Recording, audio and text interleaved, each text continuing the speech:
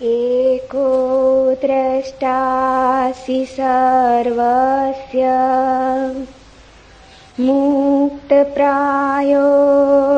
सर्वदा अयमेव हि ते बन्धो द्रष्टारं पश्यसीतरम् अहं कर्तेत्य अहं मानमहा कृष्णायिदंशित नाहं कर्तेति विश्वास अमृतं पीत्वा सुखी भव एको विशुद्धबोधोऽहम् इति निश्चयवन्निना प्रज्वाल्य यज्ञानगहनं वीतशोकसुखी भव यत्र विश्वम् इदं भाति कल्पितं रज्जुसर्पवत् आनन्द परमानन्द सबोधस्त्वं सुखं चर मुक्ताभिमानी मुक्तो ये बद्धो बदाभिमान्यपि किं वदन्ति असत्येयं यामति सा गतिर्भवेत् आत्मा साक्षी विभुपूर्ण एको मुक्तश्चित्क्रिय असंगो निस्पृह शांतो ब्रह्मात् संसारवानिव कुटस्थं बोधम् अद्वैतम् आत्मानं परिभावय आभासोऽहं ब्रह्मं मुक्त्वा भावं बाह्यम् अथान्तरम्।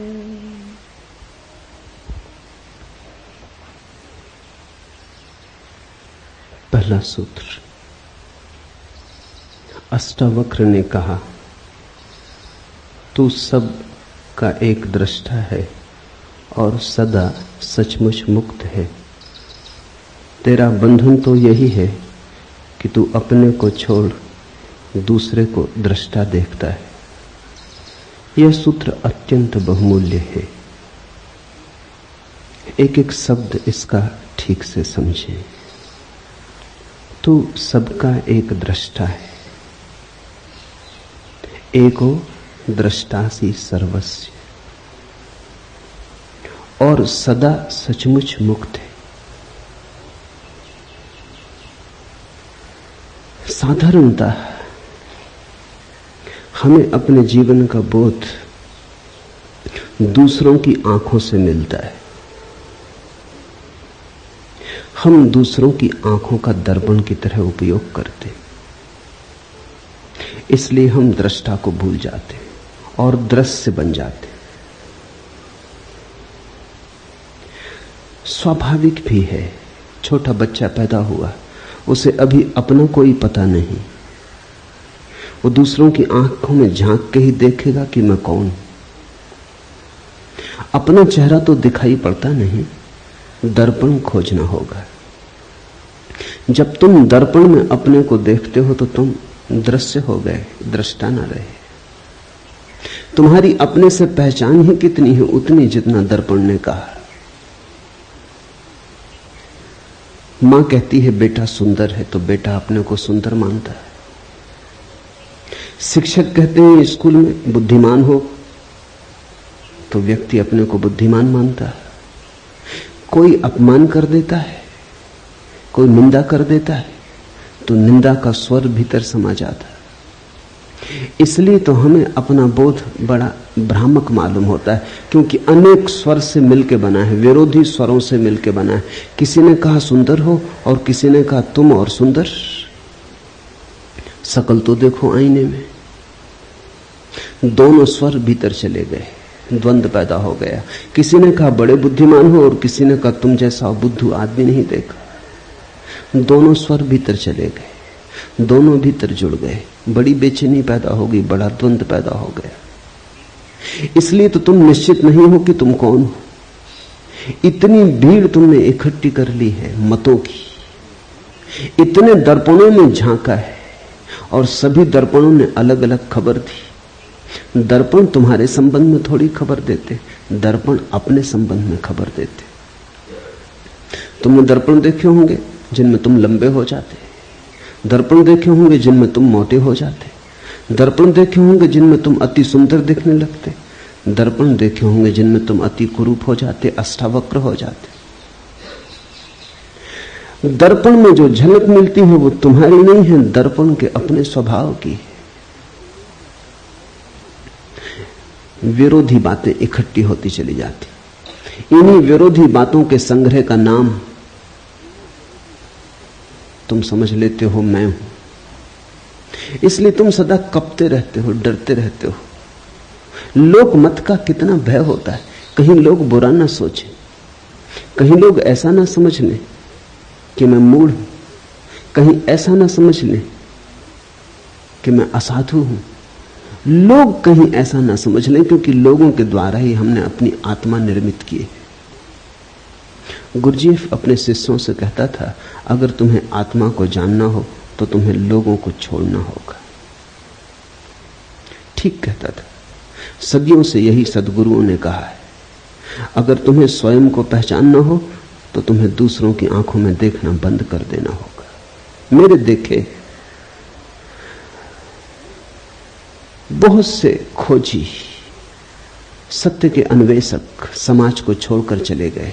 उसका कारण यह नहीं था कि समाज में रह के सत्य को पाना असंभव है, उसका कारण इतना ही था, समाज में रह के स्वयं की ठीक ठीक छवि जाननी बहुत कठिन है। यहां लोग खबर दिए ही चले जाते हैं कि तुम कौन हो। तुम पूछो न पूछो, सब तरफ से झलकें आती ही रहती हैं कि तुम कौन हो। और हम धीरे धीरे इन्हीं झलकों के लिए जीने लगते। मैंने सुना एक राजनेता मरा, उसकी पत्नी 2 वर्ष पहले मर गई थी। जैसे ही राजनेता मरा, उसकी पत्नी ने उस दूसरे लोग के द्वार पर उसका स्वागत किया, लेकिन राजनेता ने कहा अभी मैं भीतर ना आऊंगा, जरा मुझे मेरी अर्थी के साथ राजघाट तक हो आने दो। पत्नी ने कहा अब क्या सार है, वहां तो देह पड़ी रह गई, मिट्टी है। उसने कहा कि मिट्टी नहीं, इतना तो देख लेने तो कितने लोग विदा करने आए। राजनेता और उसकी पत्नी भी अर्थी के साथ साथ, किसी को तो दिखाई ना पड़ते थे पर उनको अर्थी दिखाई पड़ती थी, चले। बड़ी भीड़ थी, अखबार नवीस थे, फोटोग्राफर थे, झंडे झुकाए गए थे, फूल सजाए गए थे, मिलिट्री के ट्रक पर रखी अर्थी थी, बड़ा सम्मान दिया जा रहा था, तोपें आगे पीछे थी, सैनिक चल रहे थे। गदगद हो उठा राजनेता। पत्नी ने कहा इतने प्रसन्न क्या हो रहे हो? उसने कहा अगर मुझे पता होता कि मरने पर इतनी भीड़ आएगी तो मैं पहले कभी का मर गया होता, तो हम पहले ही ना मर गए होते, इतने दिन क्यों राह देखते। इतनी भीड़ मरने पर आए, इसी के लिए तो जिए। भीड़ के लिए लोग जीते हैं, भीड़ के लिए लोग मरते हैं। दूसरे क्या कहते हैं ये इतना मूल्यवान हो गया है कि तुम पूछते ही नहीं कि तुम कौन हो। दूसरे क्या कहते हैं उन्हीं की कतरन छांट छांट के इकट्ठी अपनी तस्वीर बना लेते। वो तस्वीर बड़ी डमाडोल रहती, क्योंकि लोगों के मन बदलते रहते, और फिर लोगों के मन ही नहीं बदलते रहते, लोगों के कारण भी बदलते रहते। कोई आके तुमसे कह गया कि आप बड़े साधु पुरुष हैं, उसका कुछ कारण है, खुशामद कर गया। साधु पुरुष तुम्हें मानता कौन है? अपने को छोड़ के इस संसार में कोई किसी को साधु पुरुष नहीं मानता। तुम अपनी ही सोचो ना, तुम अपने को छोड़ के किसको साधु पुरुष मानते हो? कभी कभी कहना पड़ता है, जरूरतें, जिंदगी है, अड़चने, झूठे को सच्चा कहना पड़ता है, दुर्जन को सज्जन कहना पड़ता है, कुरूप को सुंदर की तरह प्रशंसा करनी पड़ती, स्तुति करनी पड़ती, खुशामद करनी पड़ती। खुशामद इसलिए तो इतनी बहुमूल्य है। खुशामद के चक्कर में लोग क्यों आ जाते? मूड से मूड आदमी से भी कहो कि तुम महाबुद्धिमान हो तो वो भी इंकार नहीं करता, क्योंकि उसको अपना तो कुछ पता नहीं। तुम जो कहते हो वही सुनता है, तुम जो कहते हो वही हो जाता है। तो उनके कारण बदल जाते। कोई कहता है सुंदर हो, कोई कहता है असुंदर हो, कोई कहता है भले हो, कोई कहता है बुरे हो। ये सब इकट्ठा होता चला जाता है और इन विपरीत मतों के आधार पर तुम अपनी आत्मा का निर्माण कर लेते हो। तुम ऐसी बैलगाड़ी पर सवार हो जिसमें सब तरफ बैल जुते, जो सब दिशाओं में एक साथ जा रही। तुम्हारे अस्थि पंजर ढीले हुए जा रहे, तुम सिर्फ घसीटते हो, कहीं पहुंचते नहीं, पहुंच सकते नहीं। पहला सूत्र है आज का, तू सबका एक दृष्टा है और तू सदा सचमुच मुक्त है। व्यक्ति दृश्य नहीं है, दृष्टा है। दुनिया में 3 तरह के व्यक्ति हैं। वे जो दृश्य बन गए, वे सबसे ज्यादा अंधेरे में। दूसरे वे जो दर्शक बन गए, वे पहले से थोड़े ठीक है लेकिन कुछ बहुत ज्यादा अंतर नहीं। तीसरे वे जो दृष्टा बन गए। तीनों को अलग अलग समझ लेना जरूरी है। जब तुम दृश्य बन जाते हो तो तुम वस्तु हो गए, तुमने आत्मा खो दी। इसलिए राजनेता में आत्मा को पाना मुश्किल है, अभिनेता में आत्मा को पाना मुश्किल है। वो दृश्य बन गया है, वो दृश्य बनने के लिए ही जीता है। उसकी सारी कोशिश ये है कि मैं लोगों को भला कैसे लगूं, सुंदर कैसे लगूं, श्रेष्ठ कैसे लगूं। श्रेष्ठ होने की चेष्टा नहीं है, श्रेष्ठ लगने की चेष्टा है। कैसे श्रेष्ठ दिखाई पड़ूं। तो जो दृश्य बन रहा है वो पाखंडी हो जाता है। वो ऊपर से मुखौटे ओढ़ लेता है, ऊपर से सब आयोजन कर लेता है, भीतर सड़ता जाता है। फिर दूसरे वे लोग हैं जो दर्शक बन गए, उनकी बड़ी भीड़ है। स्वभावतः पहले तरह के लोगों के लिए दूसरे तरह के लोगों की जरूरत है, नहीं तो दृश्य बनेंगे लोग कैसे। कोई राजनेता बन जाता है, फिर ताली बजाने वाली भीड़ मिल जाती, तो दोनों में बड़ा मेल बैठ जाता है। नेता हो तो अनुयायी भी चाहिए, कोई नाच रहा हो तो दर्शक भी चाहिए, कोई गीत गा रहा हो तो सुनने वाले भी चाहिए। तो कोई दृश्य बनने में लगा है, कुछ दर्शक बनकर रह गए। दर्शकों की बड़ी भीड़ है। पश्चिम के मनोवैज्ञानिक बड़े चिंतित थे, क्योंकि लोग बिल्कुल ही दर्शक होकर रह गए हैं। फिल्म दिखाते हैं, रेडियो खोल लेते हैं, टेलीविजन के सामने बैठ जाते हैं घंटों। अमेरिका में करीब करीब औसत आदमी 6 घंटे रोज टेलीविजन देख रहा है। फुटबॉल का मैच हो दिखाते हैं, कुश्ती हो रही हो तो दिखाते हैं, क्रिकेट हो तो दिखाते हैं, ओलंपिक हो तो दिखाते हैं। बस सिर्फ देखने वाले रह गए, खड़े हैं दर्शक की तरह राह के किनारे राहगीर। जीवन का जुलूस निकल रहा है, तुम देख रहे हो। कुछ हैं जो जीवन के जुलूस में सम्मिलित हो गए, वो जरा कठिन धंधा है, वहां बड़ी प्रतियोगिता है। जुलूस में सम्मिलित होना जरा मुश्किल है, बड़े संघर्ष और बड़े आक्रमण की जरूरत है। लेकिन जुलूस को देखने वालों की भी जरूरत है, वो किनारे खड़े देख रहे हैं। अगर वो ना हो तो जुलूस भी विदा हो जाए। तुम थोड़ा सोचो, अगर अनुयायी न चले पीछे तो नेताओं का क्या हो। अकेले झंडा ऊंचा रहे हमारा, बड़े बुद्धू मालूम पड़े, बड़े पागल मालूम पड़े। राह किनारे लोग चाहिए, भीड़ चाहिए, तो पागलपन भी ठीक मालूम पड़ता है। तुम थोड़ा सोचो, कोई देखने ना आए और क्रिकेट का मैच होता रहे, मैच के प्राण निकल गए। मैच के प्राण मैच में थोड़ी, वो देखने जो लाखों लोग इकट्ठे होते हैं उनमें। और आदमी अद्भुत है, आदमी तो घुड़दौड़ देखने भी जाते हैं। ये पूरा कोरेगांव पार्क घुड़दौड़ देखने वालों की बस्ती।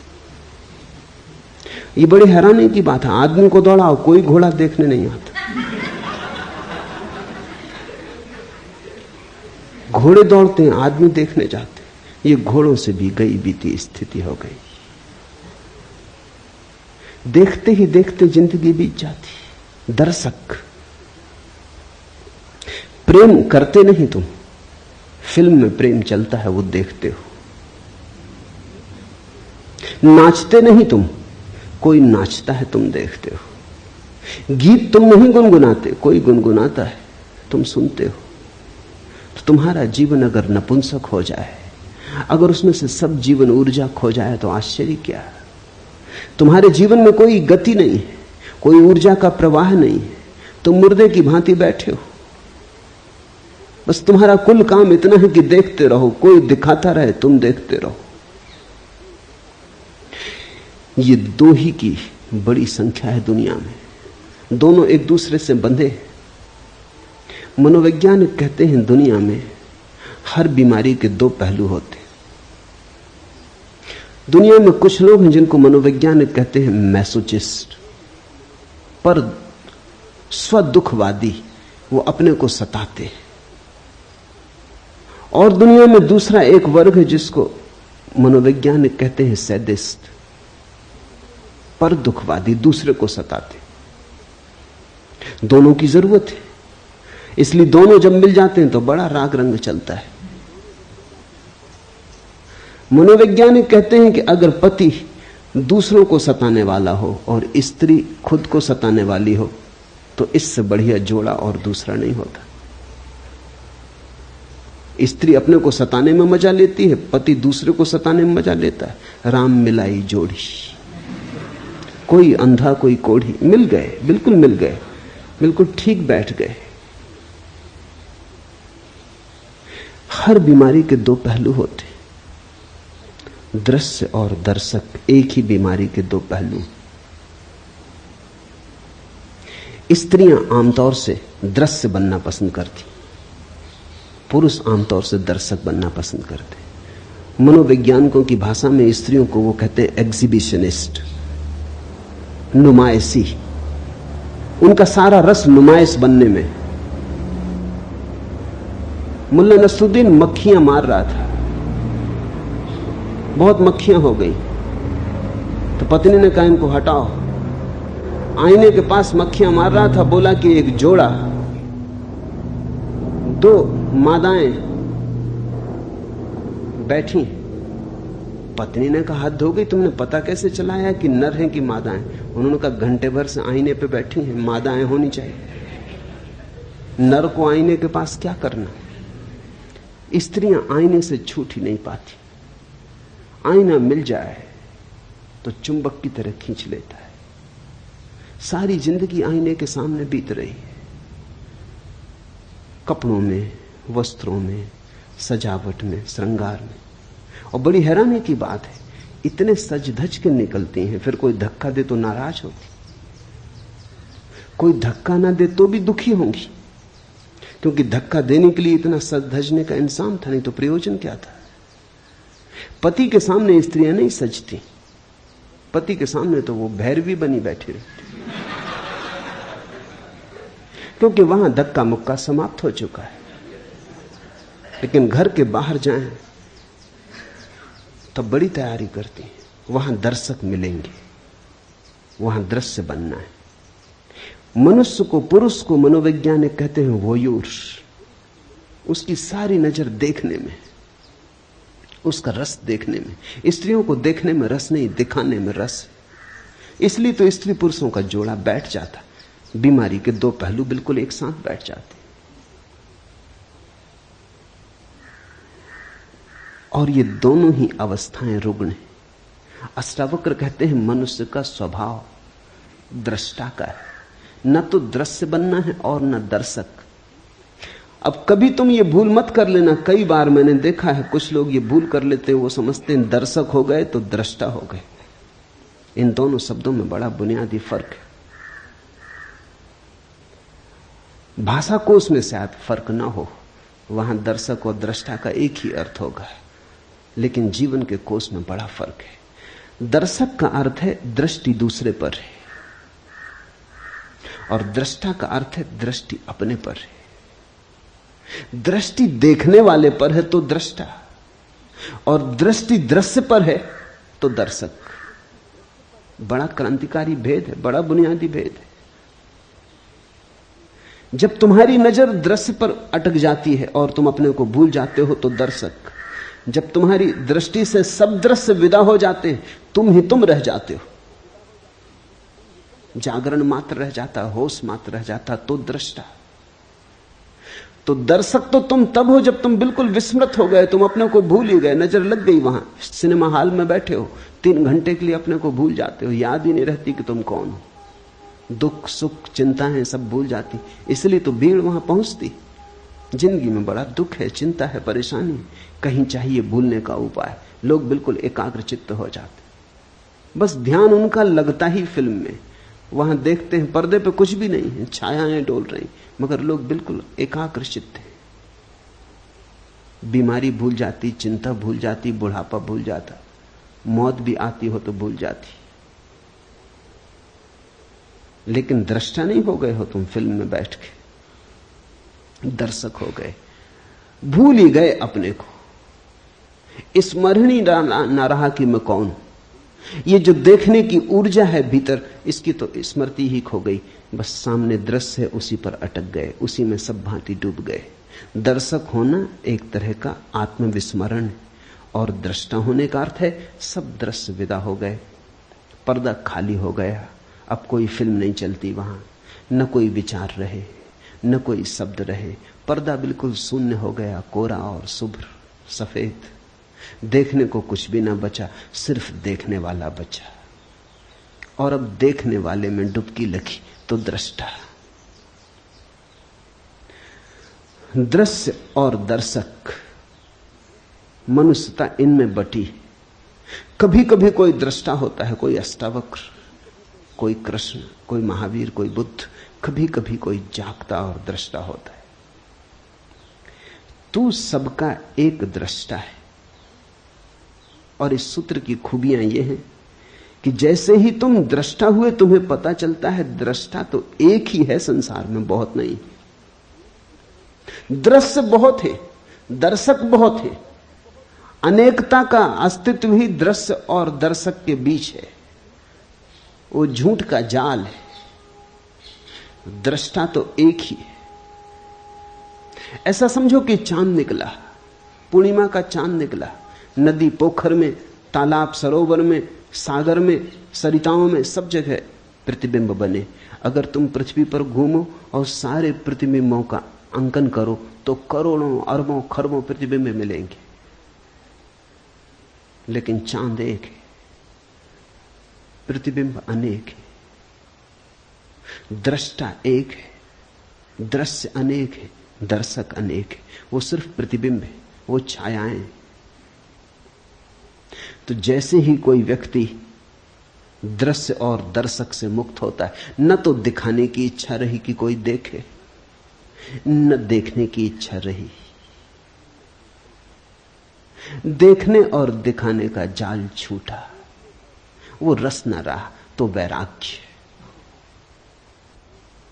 अब कोई इच्छा नहीं होती कोई देखे और कहे कि सुंदर हो, सज्जन हो, संत हो, साधु हो। अगर इतनी भी इच्छा भीतर रह गई कि लोग तुम्हें साधु समझें, तो अभी तुम पुराने जाल में पड़े हो। अगर इतनी भी आकांक्षा रह गई मन में कि लोग तुम्हें संत पुरुष समझें, तो तुम अभी पुराने जाल में पड़े हो। अभी संसार नहीं छूटा, संसार ने नया रूप लिया, नया ढंग पकड़ा, लेकिन यात्रा पुरानी ही जारी है, सातत्य पुराना ही जारी। क्या करोगे देखकर? खूब देखा, क्या पाया? क्या करोगे दिखाकर? कौन है यहां जिसको दिखा के कुछ मिलेगा? इन दोनों से पार हटकर, द्वंद्व से हटकर जो दृष्टा में डूबता है तो पाता है कि एक ही है। ये पूर्णिमा का चांद तो एक ही है। ये सरोवरों, पोखरों, तालाबों, सागरों में अलग अलग दिखाई पड़ता था। अलग अलग दर्पण थे इसलिए दिखाई पड़ता था। मैंने सुना है एक राजमहल था, सम्राट ने महल बनाया था सिर्फ दर्पणों से। दर्पण ही दर्पण थे अंदर, कांच महल था। एक कुत्ता, सम्राट का खुद का कुत्ता, रात बंद हो गया, भूल से अंदर रह गया। उस कुत्ते की अवस्था तुम समझ सकते हो क्या हुई होगी। वही आदमी की अवस्था है। उसने चारों तरफ देखा, कुत्ते ही कुत्ते थे। हर दर्पण में कुत्ता था। वो घबरा गया, वो भौंका। जब आदमी भयभीत होता है तो दूसरे को भयभीत करना चाहता है। शायद दूसरा भयभीत हो जाए तो अपना भय कम हो जाए। वो भौंका, लेकिन स्वभाव था वहां तो दर्पण ही थे। दर्पण दर्पण से कुत्ते भौंके, आवाज उसी पर लौट आई, अपनी ही प्रतिध्वनि थी। रात भर भौंकता रहा और बागता और दर्पणों से जूझता लहूलुहान हो गया। वहां कोई भी न था, अकेला था। सुबह मरा हुआ पाया गया। सारे भवन में खून के चिन्ह थे। उसकी कथा आदमी की कथा है। यहां दूसरा नहीं, यहां अन्य है ही नहीं। जो है अनन्य है। यहां एक है, लेकिन उस एक को जब तक तुम भीतर से ना पकड़ लोगे ख्याल में ना आएगा। तू सबका एक दृष्टा है और सदा सचमुच मुक्त है। अष्टावक्र कहते हैं सचमुच मुक्त है। इसे कल्पना मत समझना। आदमी बहुत अद्भुत है। आदमी सोचता है कि संसार तो सत्य है और ये सत्य की बातें सब कल्पना है। दुख तो सत्य मानता है, सुख की कोई किरण उतरे तो मानता है कोई सपना है, कोई धोखा है। मेरे पास लोग आते हैं, वो कहते हैं बड़ा आनंद मालूम हो रहा है। शक होता है ये कहीं भ्रम तो नहीं। दुख में इतने जन्मों जन्मों तक रहे कि भरोसा ही खो गया कि आनंद हो भी सकता है। आनंद असंभव मालूम होने लगा है। रोने का अभ्यास ऐसा हो गया है, दुख का ऐसा अभ्यास हो गया है, कांटों से ऐसी पहचान हो गई कि फूल अगर दिखाई भी पड़े तो भरोसा नहीं आता, लगता है सपना है, आकाश कुसुम, होगा नहीं, हो नहीं सकता। इसलिए अष्टावक्र कहते हैं सचमुच मुक्त है। व्यक्ति बंधा नहीं। बंधन असंभव है क्योंकि केवल परमात्मा है, केवल एक है। न तो बांधने को कुछ है, न बंधने को कुछ है। तू सदा सचमुच मुक्त है। इसलिए अष्टावक्र जैसे व्यक्ति कहते हैं कि इसी क्षण चाहे तो मुक्त हो सकता है, क्योंकि मुक्त है ही। मुक्ति में कोई बाधा नहीं, बंधन कभी पड़ा नहीं, बंधन केवल माना हुआ है। तेरा बंधन तो यही है कि तू अपने को छोड़ दूसरे को दृष्टा देखता है। एको दृष्टासी सर्वस्य मुक्त प्रायो असि सर्वदा अयमेव हीते बंधो दृष्टारम पश्य सीतरम। एक ही बंधन है कि तू अपने को छोड़ दूसरे को दृष्टा देखता है, और एक ही मुक्ति है कि तू अपने को दृष्टा जान ले। तो इस प्रयोग को थोड़ा करना शुरू करें।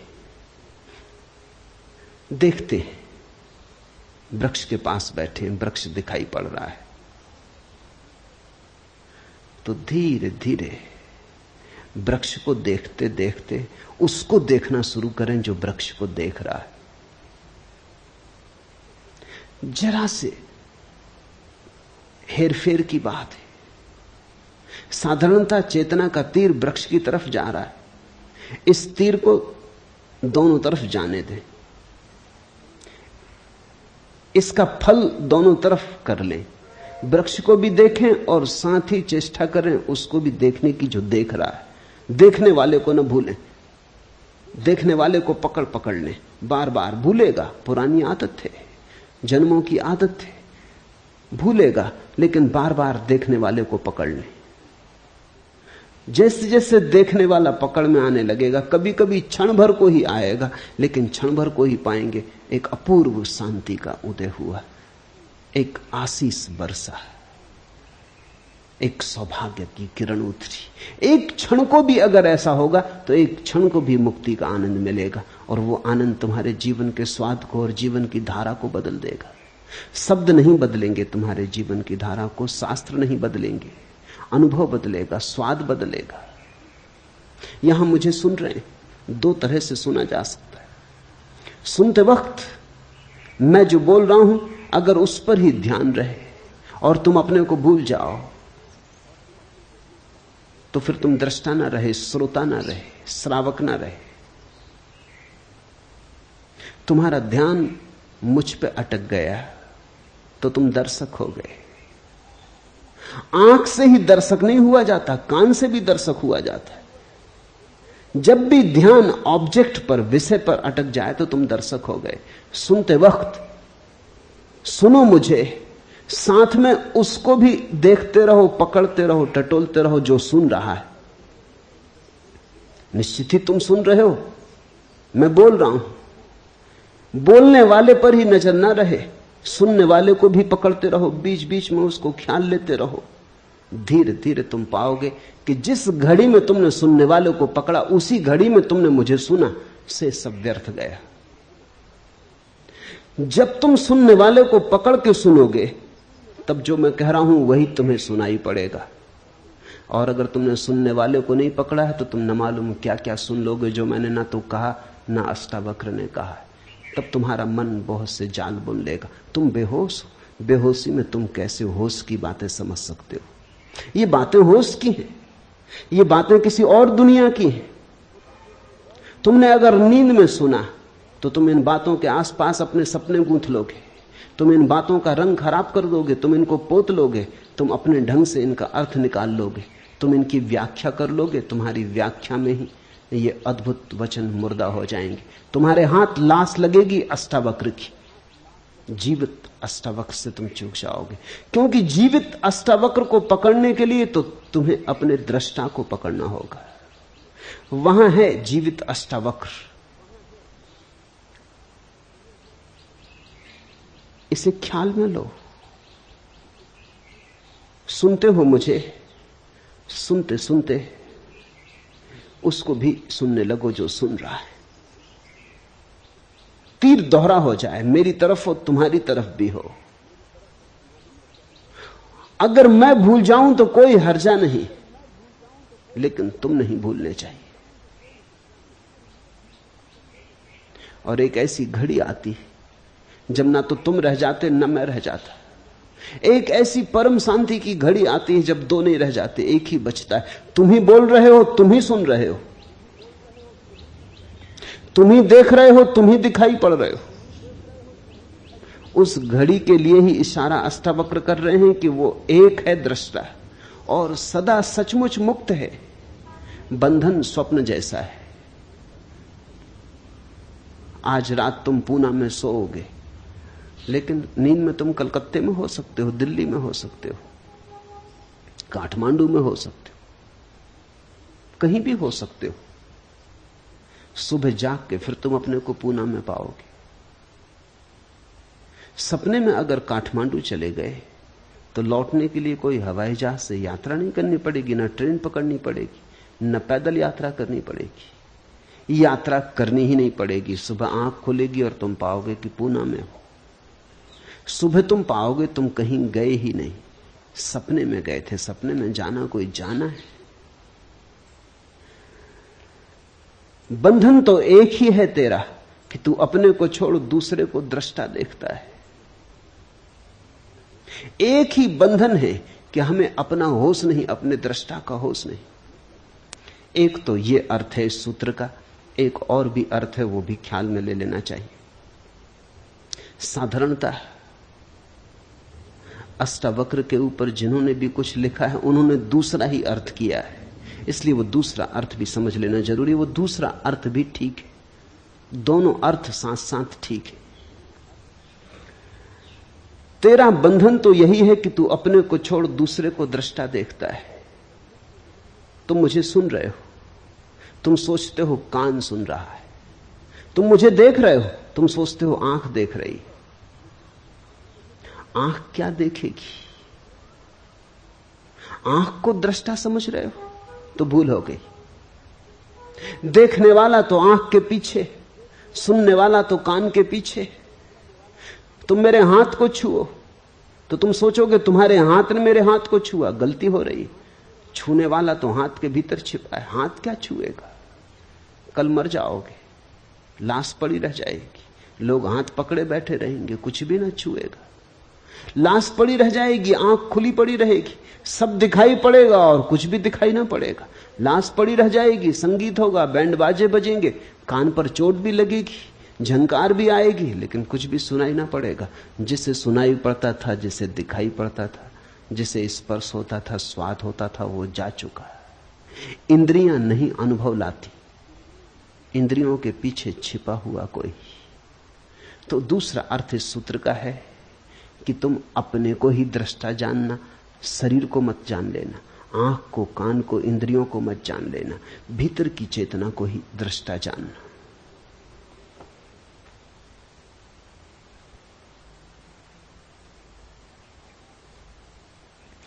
मैं करता हूं ऐसे अहंकार रूपी अत्यंत काले सर्प से दंशित हुआ तू। मैं करता नहीं हूं ऐसे विश्वास रूपी अमृत को पीकर सुखी हो। अहम करता इति, मैं करता हूं ऐसे अहंकार रूपी अत्यंत काले सर्प से दंशित हुआ तू। हमारी मान्यता ही सब कुछ है। हम मान्यता के सपने में पड़े, हम अपने को जो मान लेते हैं वही हो जाते। ये बड़ी विचार की बात है। ये पूरब के अनुभव का सार निचोड़ है। हमने जो मान लिया है अपने को वही हम हो जाते। तुमने अगर कभी किसी सम्मोहनविद को, हिप्नोटिस्ट को प्रयोग करते देखा हो तो तुम चौंके होगे।